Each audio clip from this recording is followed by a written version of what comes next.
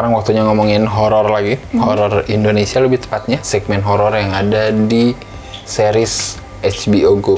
Judulnya Folklore ya. Yes. Kalau nggak salah beberapa tahun lalu aku pernah nge-review salah satu episode juga Folklore season 1, yaitu filmnya Joko Anwar waktu itu, A Mother's Love. Silakan cari reviewnya, kayaknya masih ada tuh. Ada Sanciki ya? Iya benar-benar ada Sanciki Cilik sama Marisa Anita ya di situ.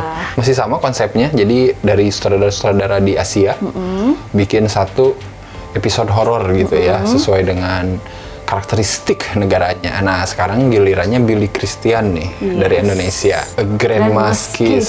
Gila. Di episode 5. Benar banget. Mirip-mirip ya judul yang dulu season 1 A Mother's Love. Sekarang A Grandma's Kiss.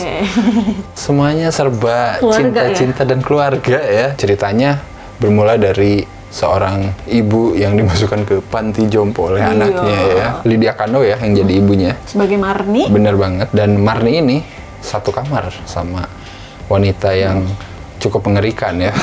Ningsih yang dimainkan oleh Ken Zuraida. Oh iya benar, itu almarhum ya kalau nggak salah ya. Iya, sudah meninggal. Iya benar. 9 Agustus kemarin. Katanya itu pas syuting juga dia udah pakai oksigen sih sebenarnya. gitu? Iya. Sebenarnya sih ceritanya menarik ya. Dramanya sama apa namanya hantunya karena gini. Biasanya kan bosan.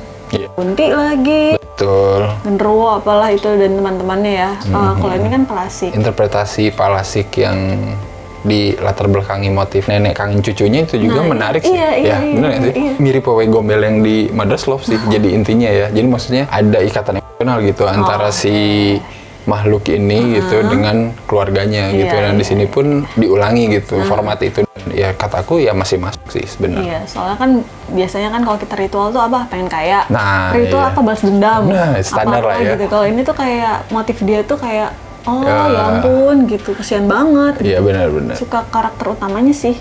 Maksudnya Lydia Kandou yang pun kayak udah lama banget gitu nggak sih? Iya, di usia yang tepat ya di sini dia udah cocok masuk panti jompo. Iya benar.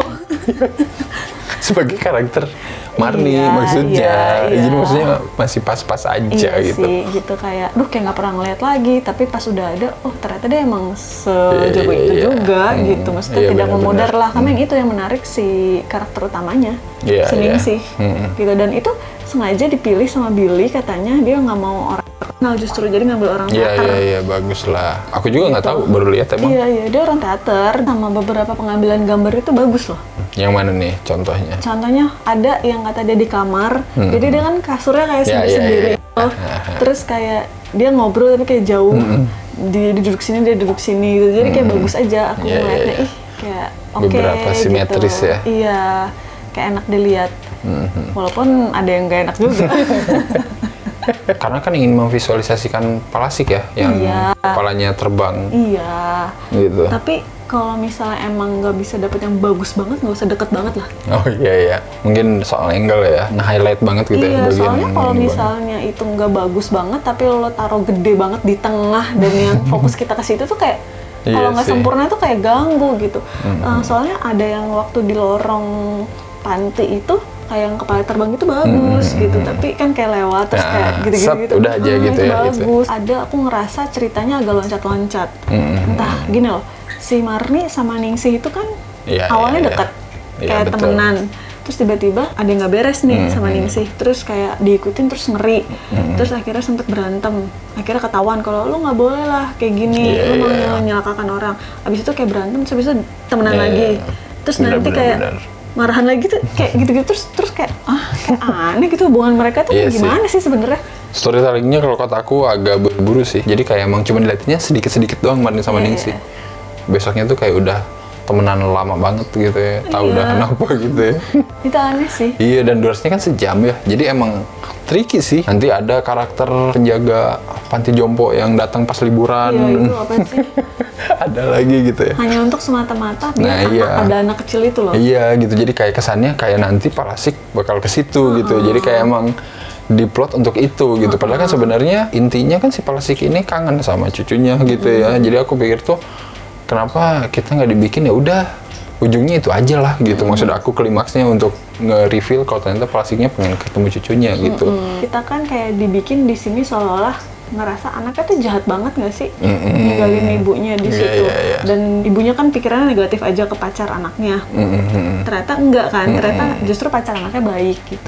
Sebenarnya kalau misalnya itu jadi bikin lo berantem sama orang tua lo dan orang tua lo seposesif itu, kenapa sih nggak langsung ngomong aja? Kayak masalah anak sama si Marni ini kayak dipanjang-panjangin sih. Iya, dipanjang-panjangin kayak, ternyata enggak, sebenarnya Mario yang punya ide gini, dia pakai uang dia semua untuk benerin rumah kayak gini-gini. Sengaja banget di akhir lagi. Iya, di akhir banget. Biar ibunya merasa bersalah. Padahal emang nggak usah gitu juga sih.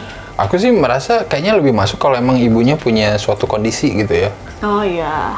Apa kek gitu yang bikin dia jadi kayak defensif. Dan satu lagi sebenarnya treatment horornya ya di sini aku masih belum begitu sih ya. Maksudnya ya kayak cuma 1-2 aja gitu ya.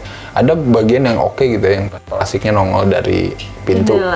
Enggak lah, yang di pintu, yang udah di dalam panti jompo ada kan yang suster yang itu. Iya, yang nongol gini, yang ngeri anjir. Tapi entah kenapa cutnya kayak langsung gitu loh. Dari situ kayak harusnya bisa dibuild lagi lebih creepy sih pas bagian itu. Tapi di sini kayak ya tadi kayak buru-buru aja gitu. Terus ini sih kayak misalnya di situ juga kan si susternya tuh siapa itu kayak kenapa sih harus dilihat dia ngambil duit gitu.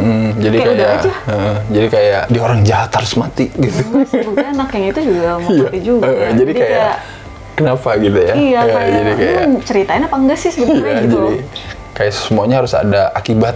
Iya. Sebab akibat sebenernya gitu ya. Nggak usah aja. Iya benar, udah aja. Udah aja, dia emang lagi jaga malam. Makanya aku bilang tadi ini tuh mau dibawa arahnya dia Palasik ini memang hajar orang gitu ya, menakut-nakuti orang atau enggak gitu. Nah itu sih aku pengennya.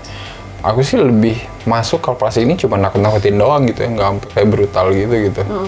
Soalnya ya nanti jadi banyak pertanyaan lagi kayak tadi gitu. Kenapa harus gitu? Kalau mau ngebandingin ya sorry nih ya pasti dibandingin sama season 1 gitu ya. Ceritanya masih lebih mind blowing yang wewe gombel sih kalau kata aku sih. Kejutannya itu dapat gitu. Kalau di sini tuh sebenarnya udah dapat tapi somehow proses kesananya kayak cabang-cabang gitu loh. Jadi kayak banyak menyisakan ngapain lu diginiin gitu. Sayang sih sebenarnya. Kita nggak tahu nih apakah season 3 nanti ada lagi gitu ya.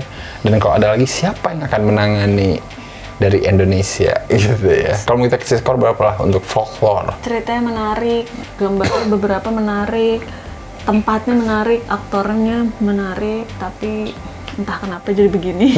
Aku kasih 5 kucing per 10. Kucing yang hilang ya, yang dirayakan ulang tahunnya, terus hilang.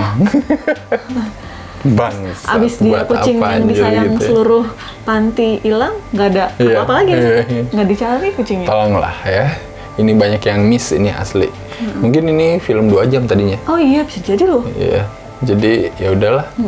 Harusnya ini episode buat Folklore harus sejam. Lupa gue bikin kepanjangan ya. Udah potong aja. Silakan tonton, ada di HBO Go. Folklore season 2 ya. Dari segala penjuru Asia cerita horornya nih. Pasti yang Indonesia kalian harus nonton lah buat lihat. Dan yang belum nonton season 1-nya nonton lah, cobain lah. Ada juga di sana ya yang dibikin sama Joko Anwar, Mother's Love itu. Baik kalau gitu seperti biasa jangan lupa apa aja? Jangan lupa like, comment, subscribe, follow Instagram dan Twitter Snakekrip. Dan juga beli kaosnya Snakekrip.